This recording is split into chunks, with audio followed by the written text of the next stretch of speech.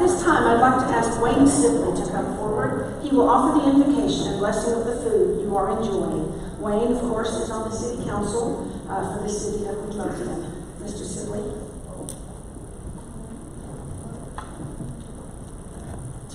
Let's pray. Dear Lord, we thank you for this beautiful day today. We thank you for this opportunity to get together and fellowship with this group of people. Lord, we ask that you be with this meeting today, make it productive for the city of Midlothian and everyone. Bless this food to the nourishment of our bodies and forgive us our sin, Lord. We ask in Jesus' name. Amen. Amen. Appreciate you, Mr. Sibley, for leading our invocation. I will remind you that we all need to continually pray for the elected officials and numerous professionals that work on behalf of the residents and the business community in the Midlothian area. We are honored today to have several elected officials and dignitaries with us. It is my pleasure to introduce them. As each name is read, please stand. We ask the audience to hold your applause until all of our special guests have been announced. My list contains the following names. The first name on my list is Judge Ermatinger, who is on her way. She's what? Coming in now. Coming in hot, as they say. She's making it into. There she is. Hello. Our county and district attorney, Ann Montgomery, Sheriff Brad Norman. With the City of Midlothian, I have Mayor Richard Reno, Wayne Sibley, Walter Dara, Ted Miller, Clark Wycliffe, and Hud Hudson. And from the City of Ovilla, I show Doug Hunt, council member. Is that all of our elected officials? Thank you all for joining us today. All right. I'd also like to thank the Chamber's Legislative Affairs Committee for assisting me in organizing this year's legislative series. Those volunteers are Chair of our committee, Ross Weaver, Donna Cribbins-Bonnell, Doug Hunt, and Andrea Walton. It's also my pleasure to publicly thank the Chamber's key volunteers and leadership. I'd like to ask all of my board members and ambassadors and my Legislative Affairs Committee to all please stand and be recognized. Thank you.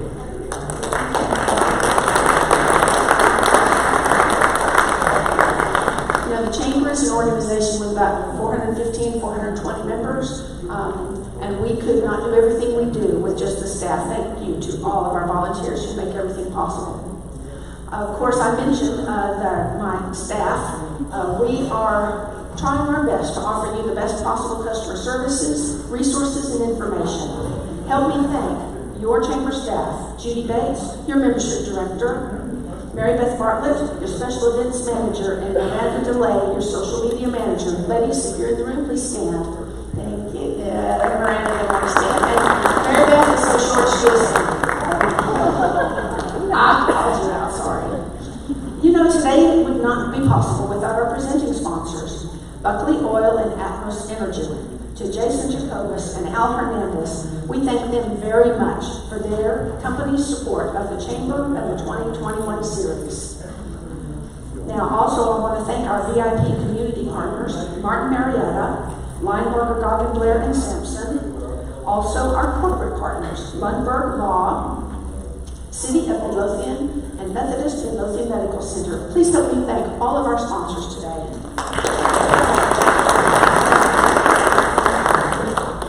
I'm going to ask Donna Cribbins-Bonnell to come forward. She is the chair of the Chamber's Ambassadors representing Methodist Midlothian Medical Center, where she is a member of the advisory board. She also sits on Midlothian's Parks and Rec Board. Donna will be our moderator for today's discussion. Thank you.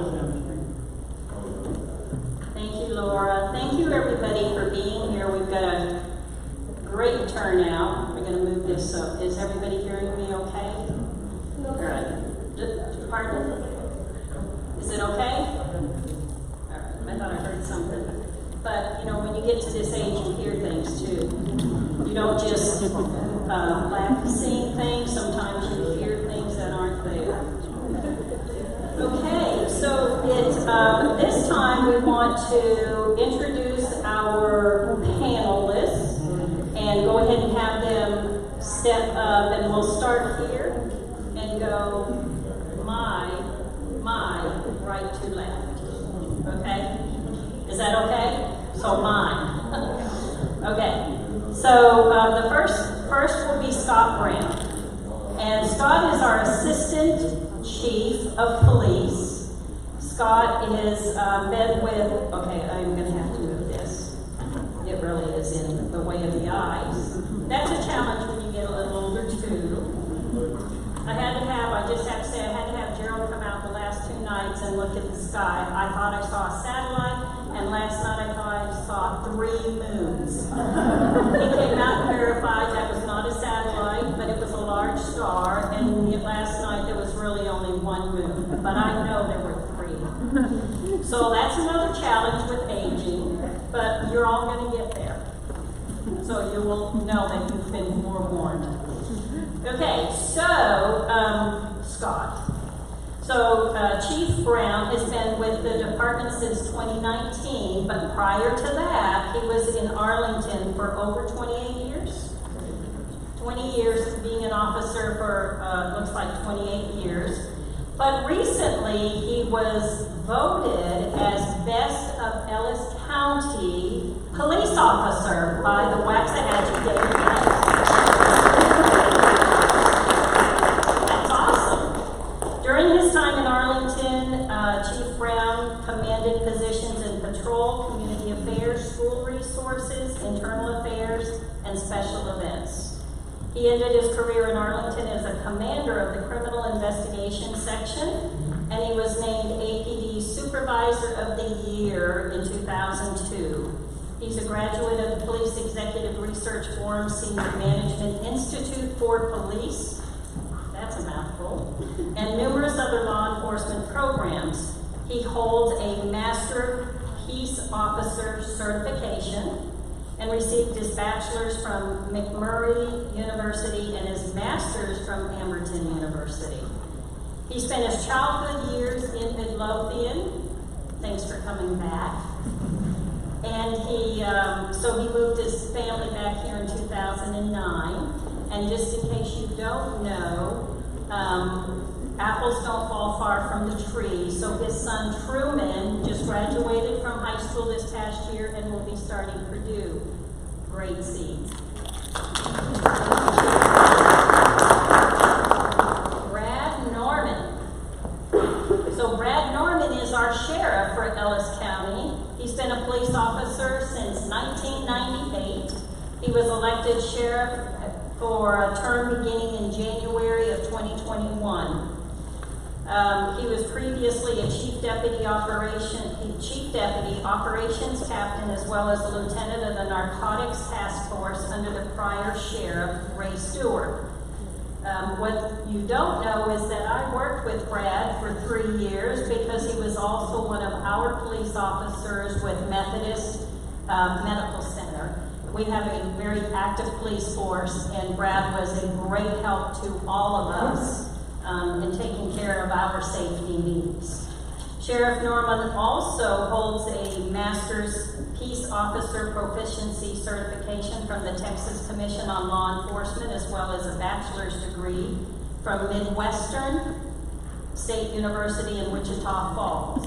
He is also a graduate of the Law Enforcement Management Institute of Texas Leadership College, number 72, at Sam Houston State, as well as the Drug Enforcement Administrator's Drug Unit Commander's Academy, number 61 in Quantico, Virginia. So let's welcome Sheriff Norman.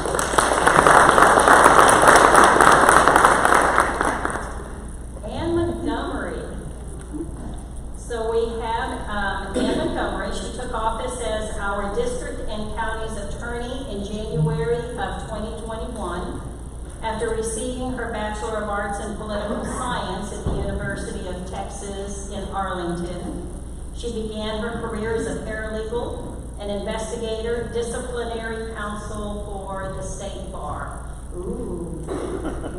After completing her Juris Doctorate at Texas Wesleyan, she served the citizens of Ellis County for 17 years as assistant county and district attorney. She has been in that position years serving as first assist. Anne is an adjunct professor with Navarro College teaching civil litigation, introduction to law, legal research and writing, criminal law and procedure. And she's also attended Loyola University in Vienna, Austria. Let's welcome Ms. Montgomery.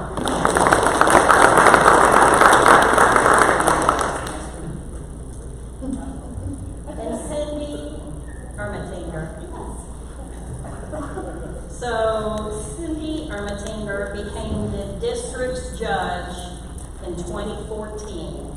She is an attorney and owner of the law offices of Cindy Ermatinger and a former assistant DA for Dallas and Ellis counties, where she specialized in juvenile delinquency, child abuse, and family violence prosecutions.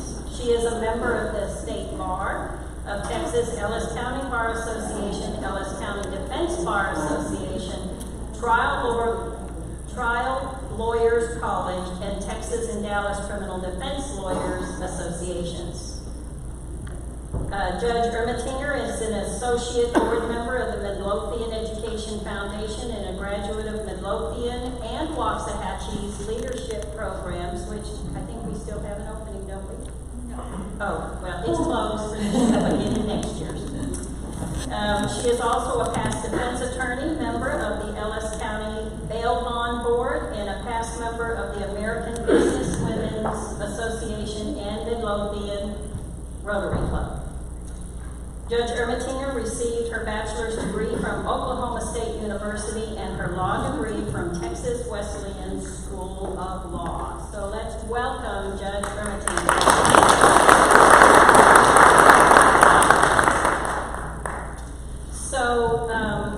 Thank you so much for coming and agreeing to participate in our criminal justice program. First, I'm going to ask that each of you take 5 minutes to talk about who you are and what your responsibilities are in your role to criminal justice in Ellis County. So, we'll go ahead and start with Chief Brown. Everybody hear me okay? Yeah. All right, I appreciate it. First of all, I owe everybody in here an apology because Chief Carl Smith should probably be sitting in this chair. I probably don't belong with this distinguished crowd. You got the B team, so it is what it is. I'll do my best. And on the other hand, I see I'm the only one that didn't have to run for re-election. So, unless I just do something really stupid over the next few years, you're kind of stuck with me. That said, I appreciate the introduction from Donna. I've known Donna for a while. What you may not know about her is she and her family give a lot to the community through the police department as a volunteer. So I know Officer Hughes is there at the back, and he is certainly personally grateful, and so am I, for everything that you do for the community and volunteering for the police department. So thank you very much. Over there, yeah, Gerald, her husband, they're our go-to guys for sure. As she said, I moved here in 09. I originally grew up between Midlothian and Novella. When my family moved back here, it was for my son to start the first grade. We lived in Arlington, where I worked at the time, and he was in a private school, and so we would continue private school in Arlington or move to a smaller community and start school. So with a little bit of research through the school system, through the community, through home prices, all the kind of stuff you do before you move, we settled on Midlothian. So the fact that I'm back here, my family's gone from the area, so there's not really the family connection. This was my decision to come back to this community, and part of it was because of the public safety, the livability of the neighborhoods, and just the attractiveness of the community. When we moved here, my son started at Rue Miller in first grade. We went to meet the teacher the first night. I think there were 22 kids in his class, and 12 of them either had a mother or father that was either a cop or a firefighter. So that told me that this is a great community. And the sheriff will back me up on that. Cops like living places where they're comfortable, where they're safe, where the neighborhoods are livable. So all that happened long before I got here. All I'm doing is just kind of keeping the torch alive.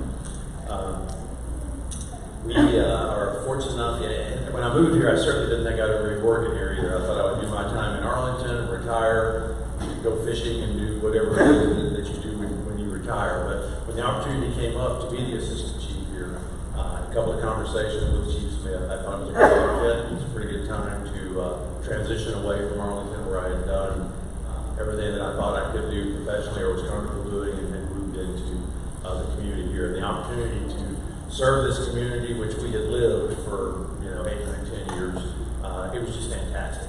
And it's been a blessing ever since.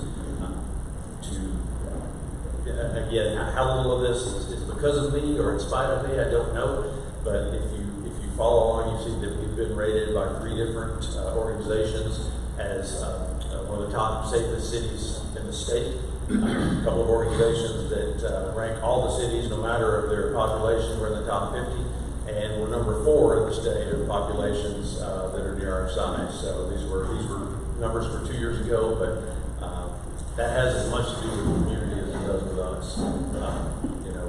Our motto is serve and protect, and we truly believe that. There's a lot of things that we can do in this community. There's a lot of things that legally we can do. But at the end of the day, I want the officers of the police department to do what the community is wanting them to do. Sometimes that's not driving fast, kicking indoors, and doing all the cool stuff you see on TV. Sometimes that's driving around the neighborhoods late at night and making sure garage doors are closed. Sometimes that's going over to what the kids call the pit over by the junior high, where the pickleball courts are. I met a pickleball friend earlier tonight, and playing pickleball with a bunch of kids that are out there, that kind of thing.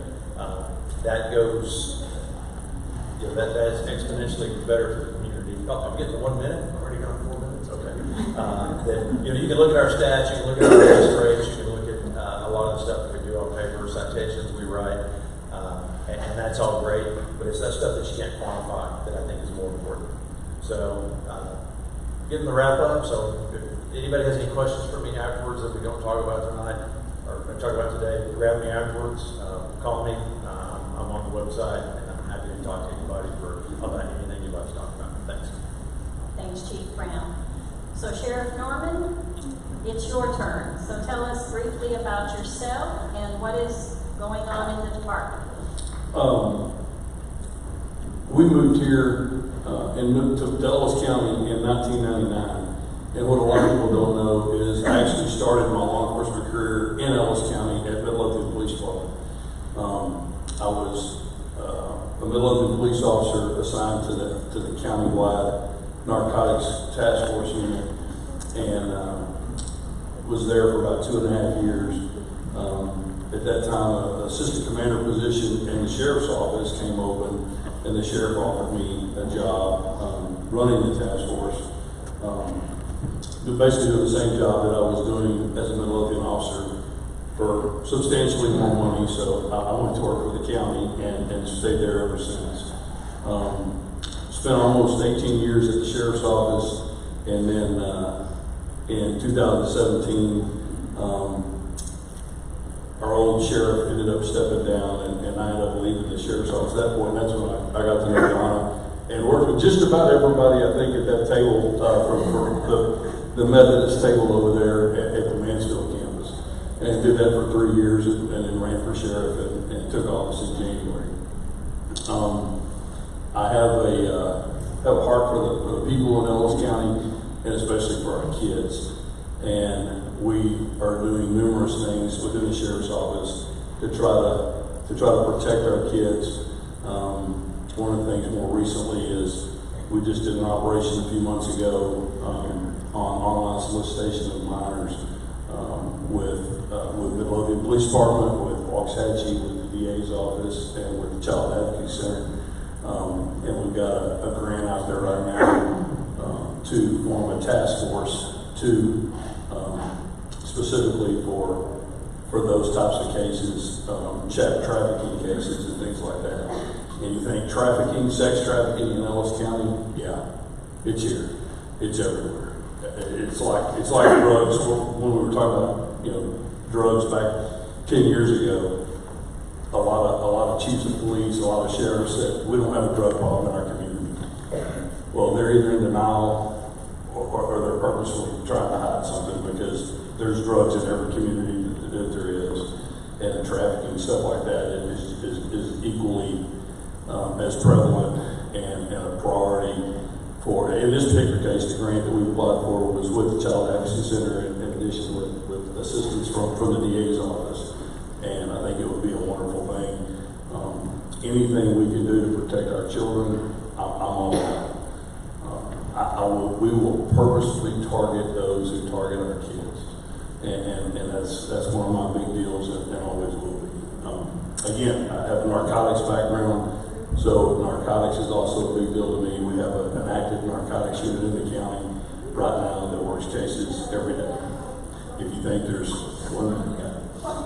you don't have a drug problem in your area, that's a good thing, because there's probably not open air drug sales in your area, but there's drugs in every area. So those are a couple of things that I'm passionate about.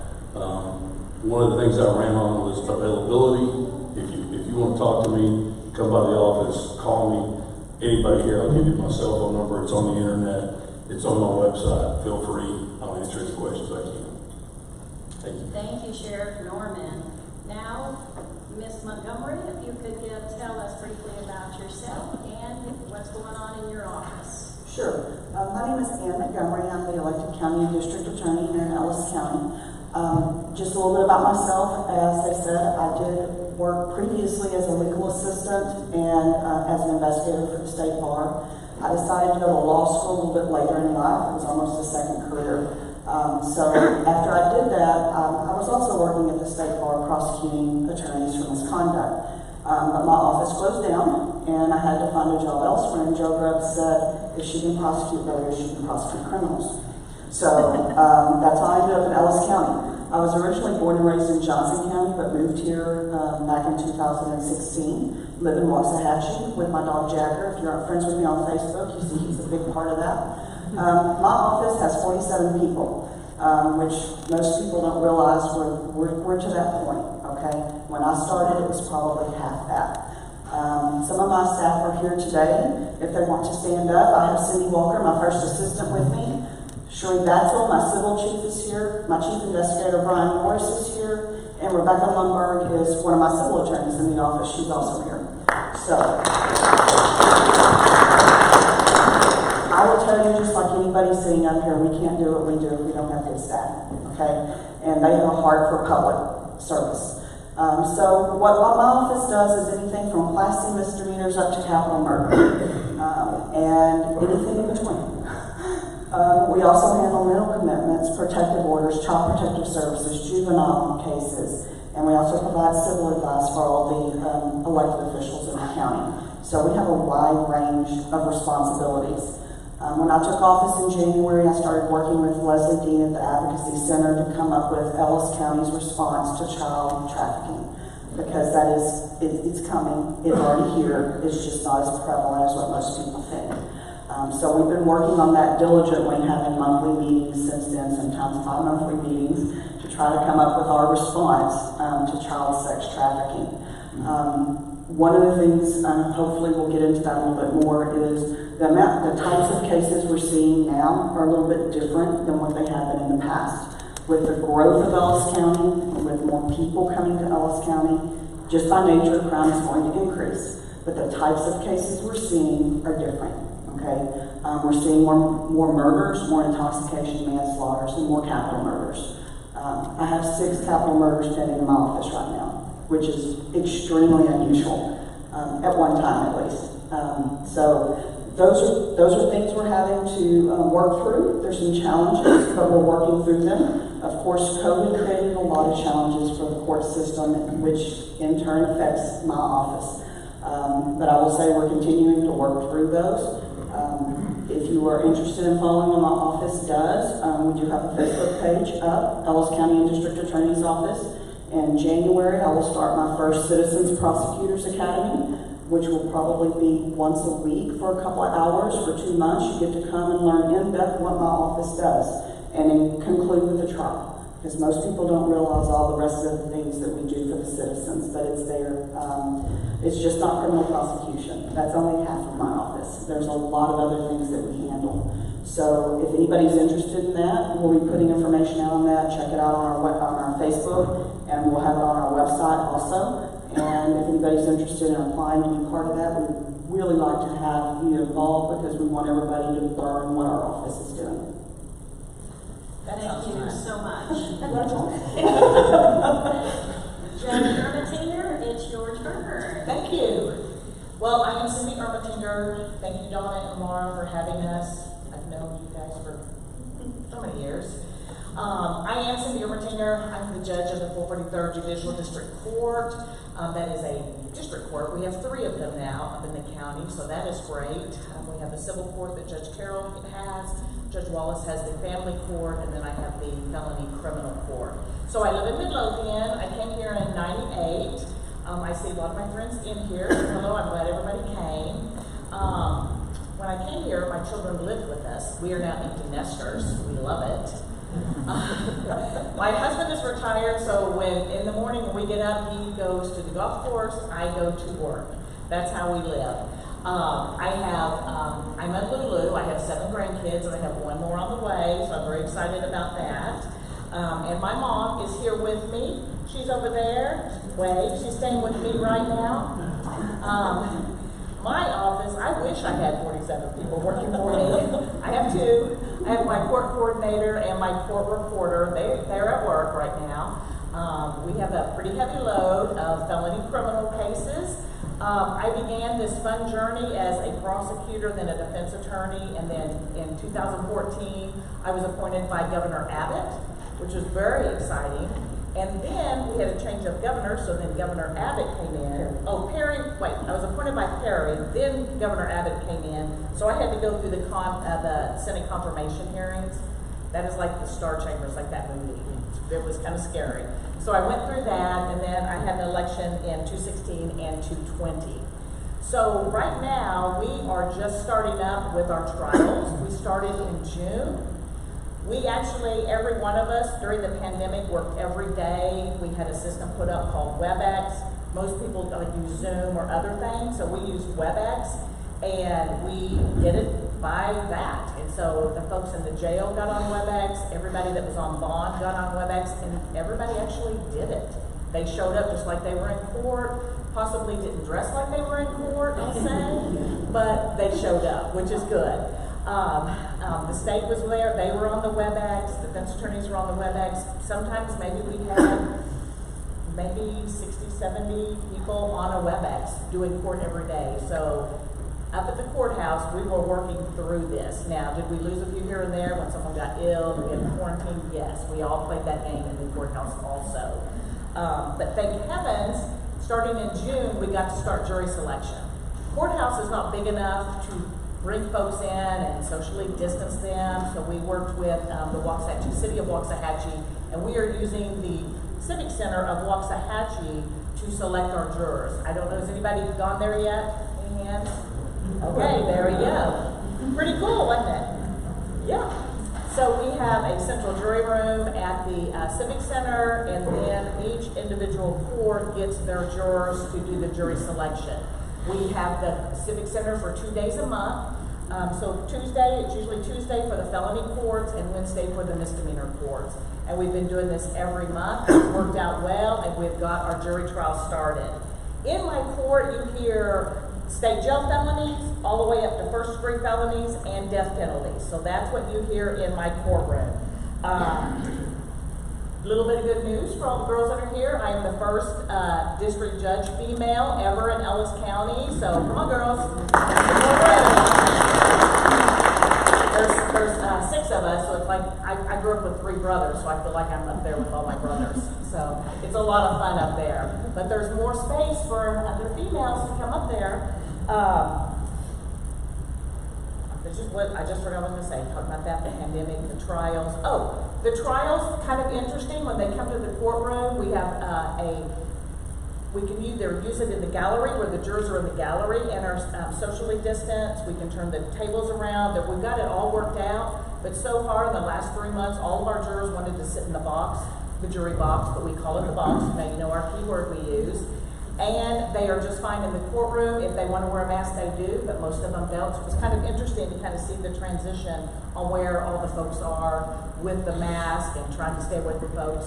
So it's been very good, and yes, we need to get our trials done because we've got a lot of backlog on that. Thank you so much. Come watch me in court anytime. Come hear any trials. Come visit or be a juror. Thank you so much.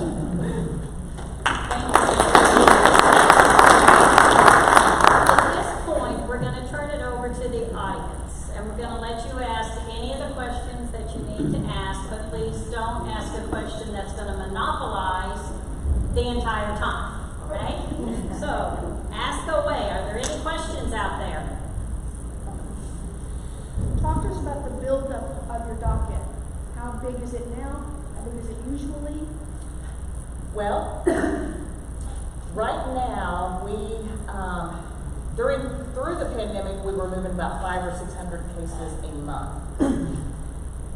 Right now, the filings just from this year have been like 510 cases, but the open cases are a lot.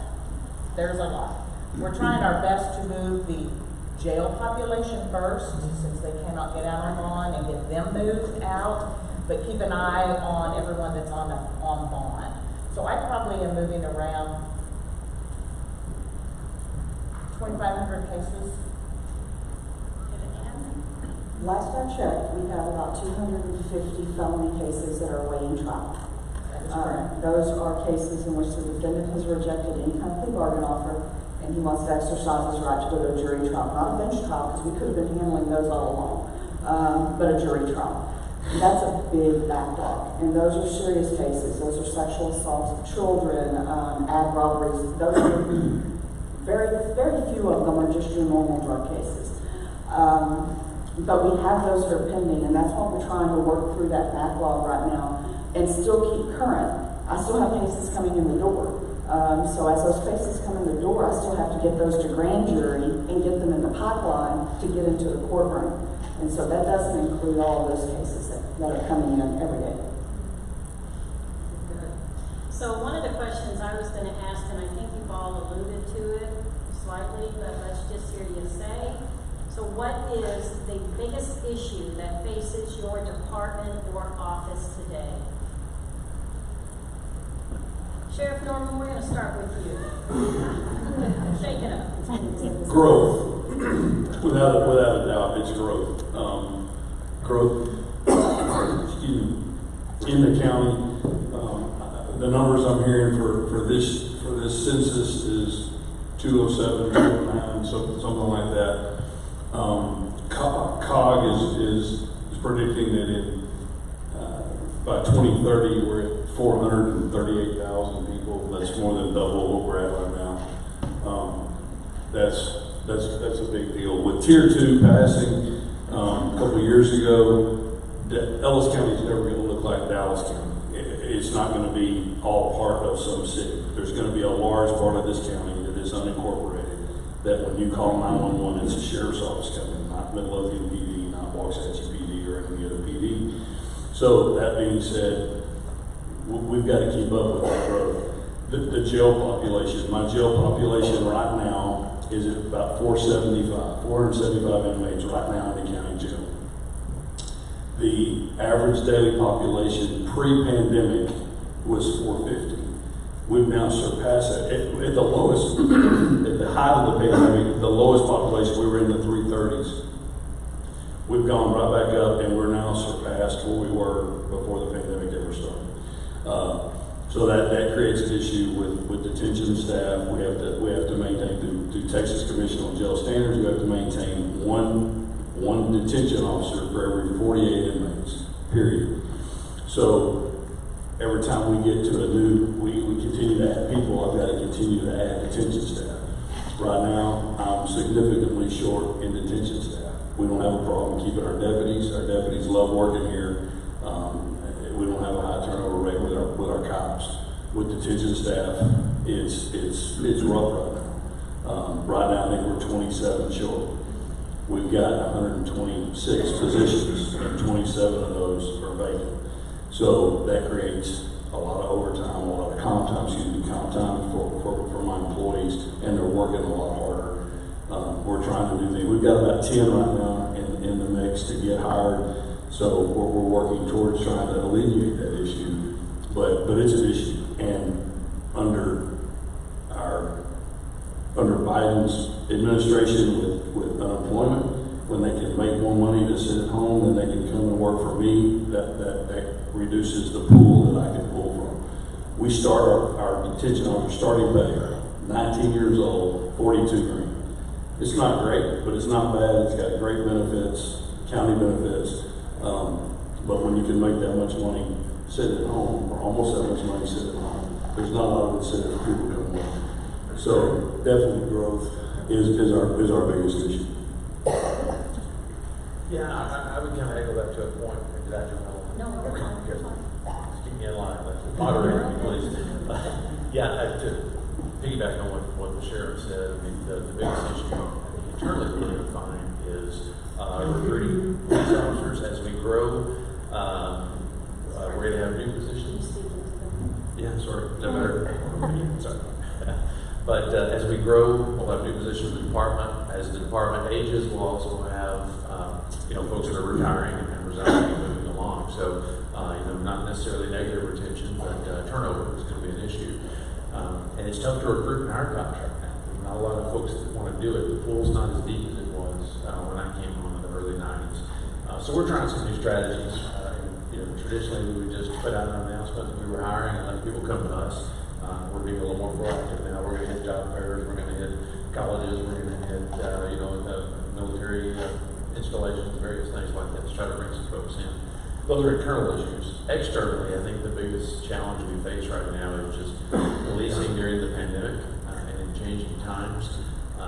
We saw overall crime go down last year because people weren't out on the road as much as they were before. Our accidents went down as you might expect. But people were stuck at home last year, and what we did find were domestic type calls, family issues, mental health issues, runaways, those type of things.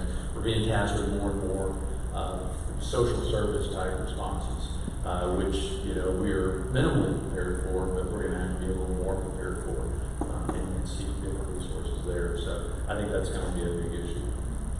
Thank you. Ms. Montgomery. Yes, I'm going to piggyback on what the sheriff said. In that growth is an issue, but with the growth, we have to have the resources. And resources for us is personnel.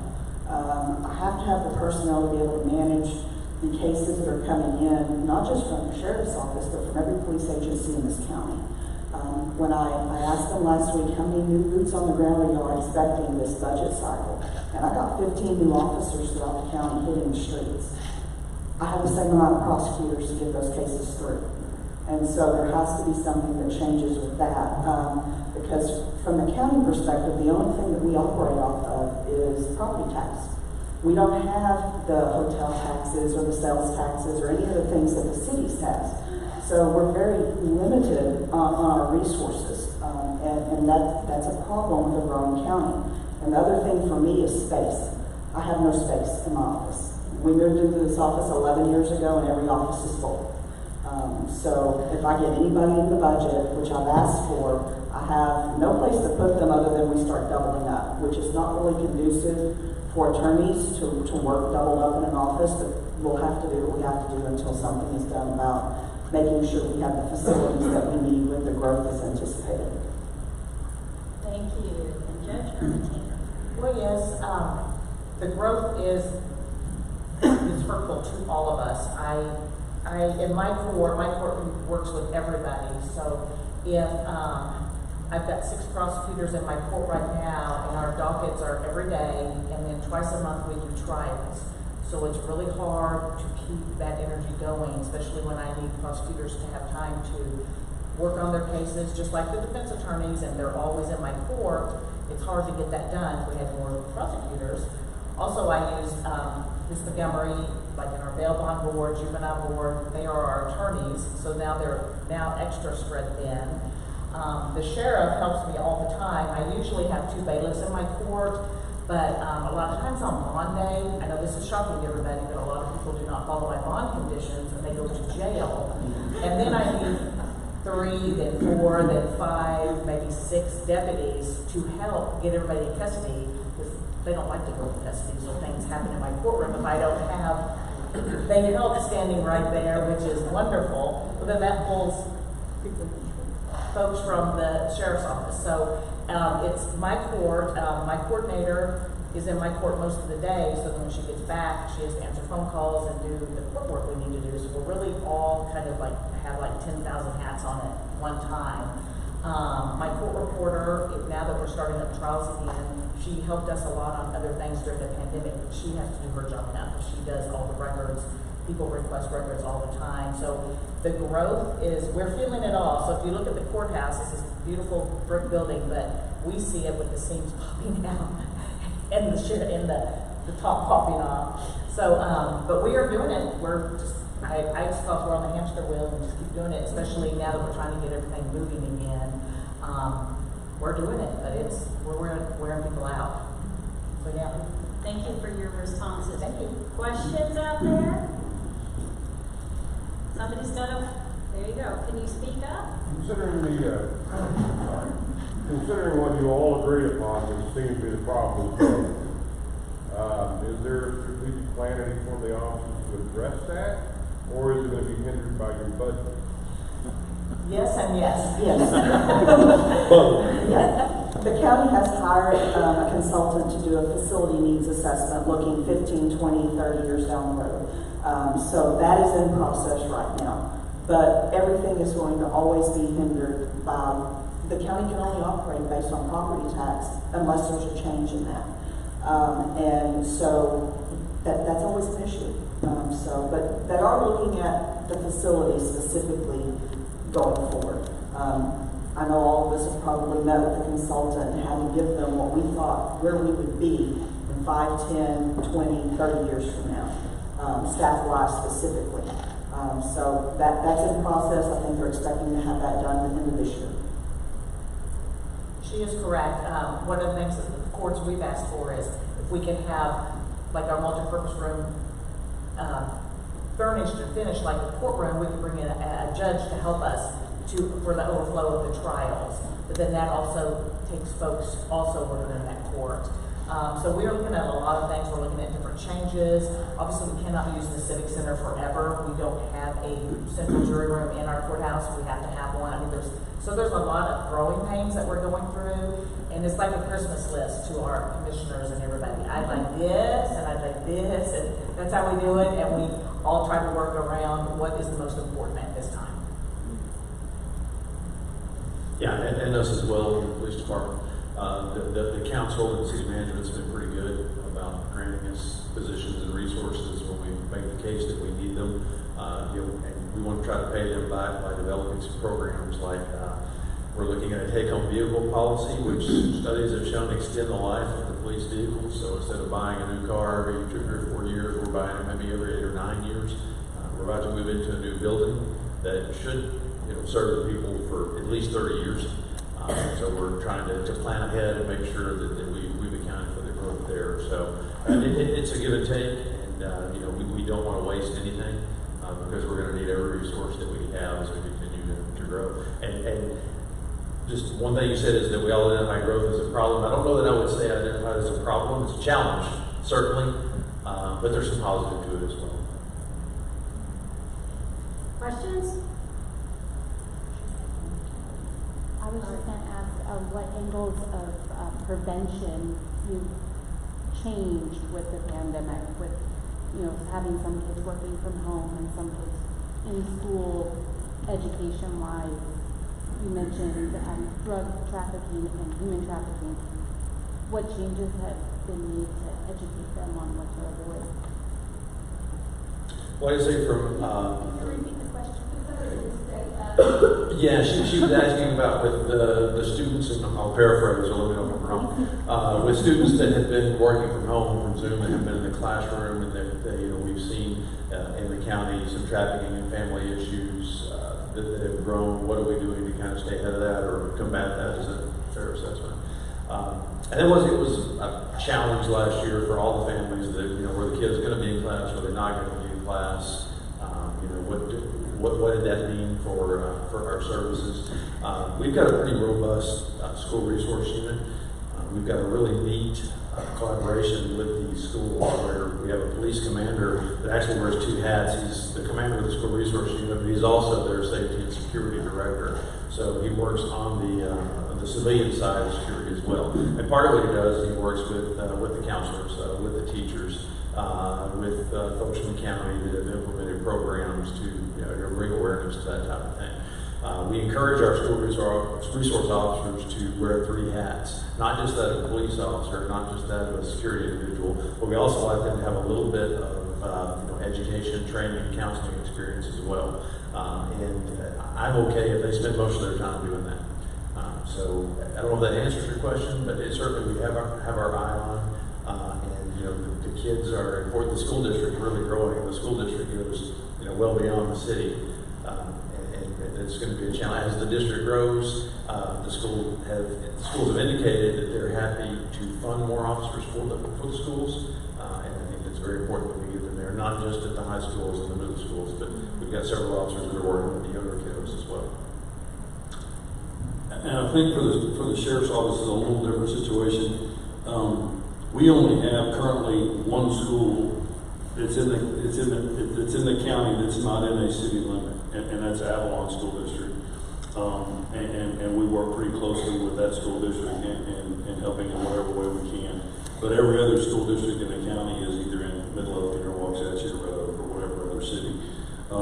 That being said, as far as educating these kids, I know the grant that we applied for with the Child Advocacy Center has an educational piece attached to that as well that will be able to help educate kids and parents on what to look for and those kinds of things. So I think that would be a positive as well.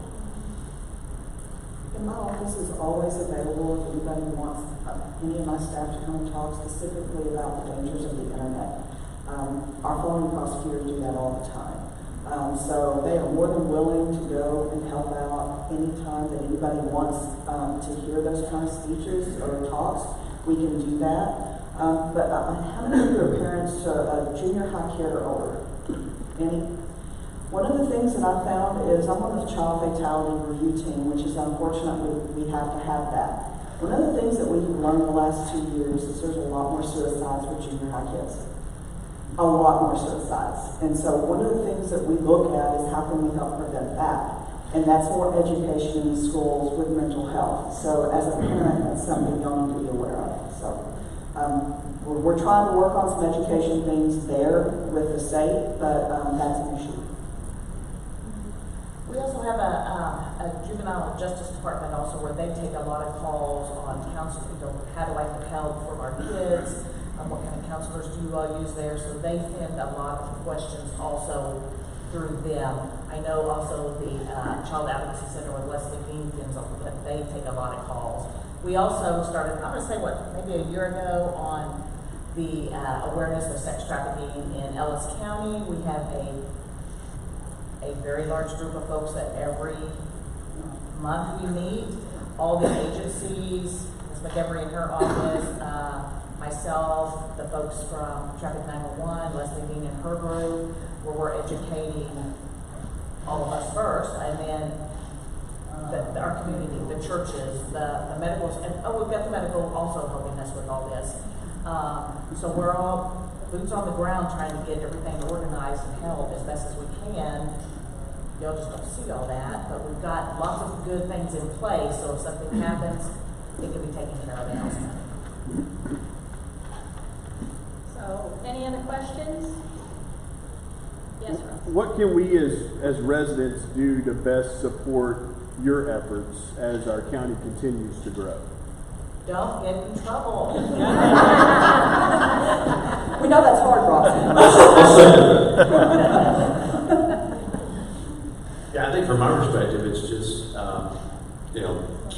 our doors locked. Just smart things. If the neighbor's got a garage door open, let them know. Make sure that you know where your kids are as best as you can. As Donna said, I've got one that's about to go off to college, and I was tracking him on Live 360 last night in Fort Worth. And I'm like, what's happening in Fort Worth? And why are you there? When I'm 18, I'm about to be in college. I said, absolutely, I'll be tracking you there too. So get used to it. But just simple things. Absolutely, yeah. I mean, sometimes you think, oh, I'm just going to run in really quick to the store and leave. I'll just grab my wallet and do my purse. Don't do that stuff anymore. I mean, I know we're all kind of used to leaving our doors unlocked. Buckle down, everybody. I mean, we're getting bigger. Folks are coming around here. We have great access roads to escape. Right, officer? Right? Yes. Yeah. I mean, we're right on a highway. You can just get up and go. If you see strange cars around, call. They'll check. Because people, between all the new construction, there's all sorts of folks roaming around looking for things. And if you go get gas, lock your doors if you want to go in and get a Coke. Just don't think your car is safe. And watch yourself. I mean, make sure you are aware of your surroundings because you grow and things come also visiting us. All right? Maybe a good time to plug our Citizens Police Academy too. True. Fingers crossed that we're going to actually be able to have it this year. We had to cancel it last year, but if you're interested, see the good-looking gentleman back there in the Midlothian Police Polo, and he can hook you up. But it's a really neat program. We had one for years in Arlington. That's one of the first things I asked when I got here is, "You have a Citizens Academy?" And Officer Hughes said, "Absolutely, we sure do." And I know there's a lot of graduates in the room that have gone through it. So that's a neat program that will help answer that question much more in depth. Very good. I just think all of us need to help our officers and our judicial system. We've always said in our neighborhood, if you see it, please say something. If you see it, it doesn't look right, it doesn't feel right, it doesn't smell right, it's probably not right. Say something. The police, the sheriff, they're available all the time. Make the call. Don't ever hesitate making the call. So we always say, if you see it, say something. Just do it. We need to help everybody, especially when you have staffing issues and challenges. But this is our community, so we all need to take that ownership. So I'm glad Ross brought that question up. Thank you. This concludes our time for question and answers on the panel. We want to thank all of you for the time that you have given to us today. I hope you've all at least taken away one nugget from the information given. I know I have. But thank you for what you do to help keep our community safe and keep our court system where they can enact what our officers find. So thank you all for your time, and that concludes this portion of the program. Thank you for having us.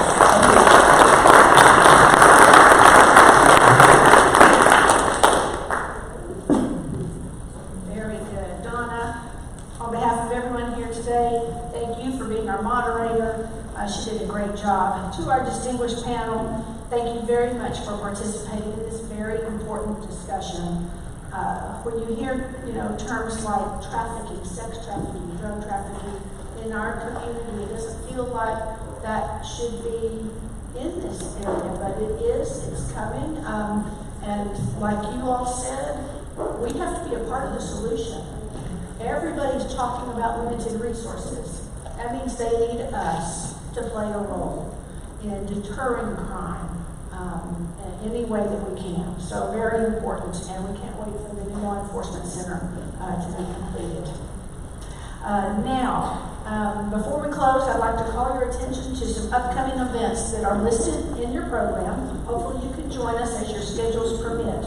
As you know, State Representative Jake Ellison has just been elected to the U.S. Congress, leaving a vacant seat in the District 10 seat in Austin, with the special election set by Governor Abbott for August 31. The Chamber will host the candidates at a luncheon on August 25th. The location is TBA. I am finalizing, I got a typo there, it says I'm finagling the location. Not finagling the location, I'm finalizing the location. I hope you will join us. I'll let you know as soon as that will be 2 weeks from today. So location TBA. Why can't we do it in here? Why can't we do it in here? Early voting, well, they've already started. It's against the election laws for us to have an event where we have the candidates within 150 feet of where the polling is happening. So normally we do our candidate forums the week prior to early voting for that very reason. But that will be next week. And I'm sorry, I couldn't do it next week.